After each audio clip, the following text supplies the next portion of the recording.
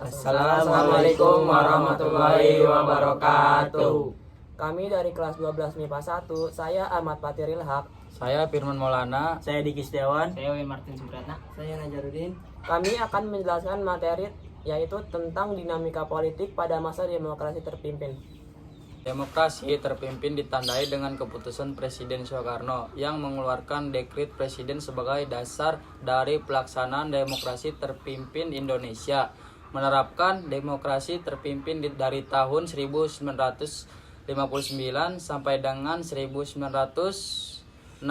Tujuan dari demokrasi terpimpin sendiri ialah mengembalikan kekuasaan penuh pada presiden agar terciptanya kondisi politik yang stabil di bawah satu komando. Jadi gini, pada masa demokrasi terpimpin terdapat beberapa kabinet yang bertugas secara bergantian, yaitu Kabinet Kerja 1-4 yang bertugas sejak 1959 sampai 1964 dan Kabinet Dwi Kora 1 dan 2 yang bertugas pada 1964 sampai 1966. Nah, kami mau ngebahas kebijakan-kebijakan yang diterapkan oleh Kabinet Kerja dulu nih. Kita mulai dari kebijakan dalam negerinya.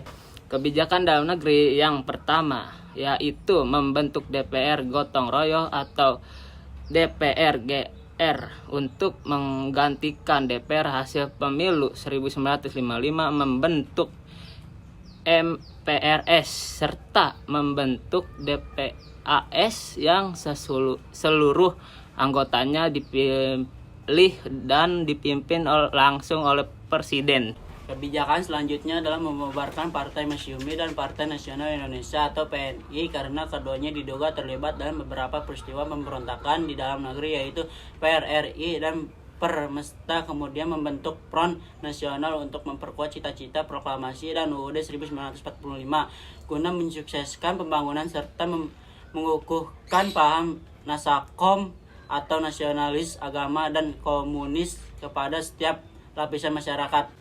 Kebijakan luar negeri diantaranya adalah Trikora dan Dwikora. Trikora atau Tri Komando Rakyat adalah serangkaian operasi militer yang bertujuan untuk membebaskan Irian Barat dari kekuasaan Belanda.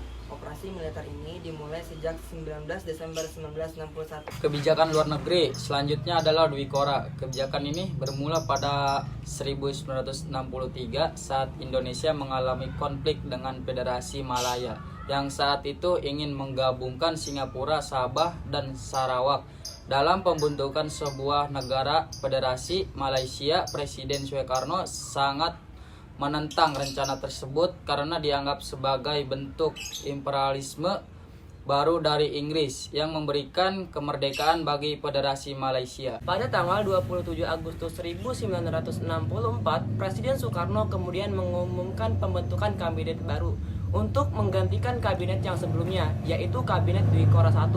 Kabinet ini menghadapi tantangan besar, yaitu peristiwa G30 SPKI. Akibatnya, terjadi kekacauan di dalam negeri, sehingga tercipta sebuah tuntutan dari rakyat dan mahasiswa, yaitu 3 tuntutan rakyat atau yang biasa disebut dengan Tritura.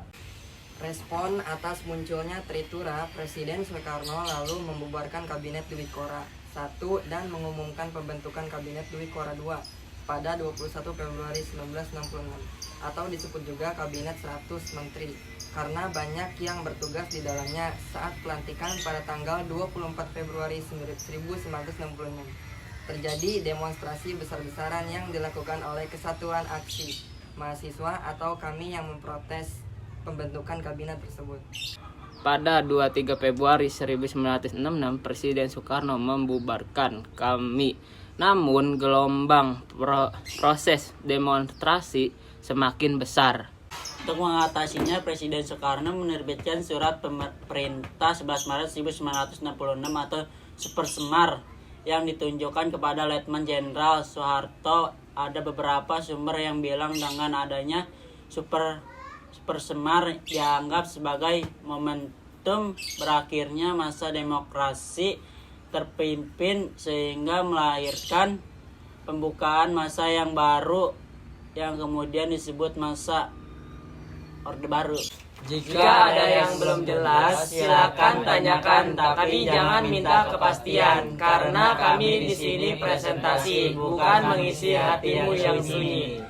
Sekian pembahasan dari kami mengenai materi dinamika politik pada masa demokrasi terpimpin. Sekian dari kami. Jika ada kesalahan, mohon dimaafkan. Jika ada sayang, mohon diungkapkan. Ayu ting ting makan kepiting. Thank you for everything. Salam. Assalamualaikum warahmatullahi wabarakatuh.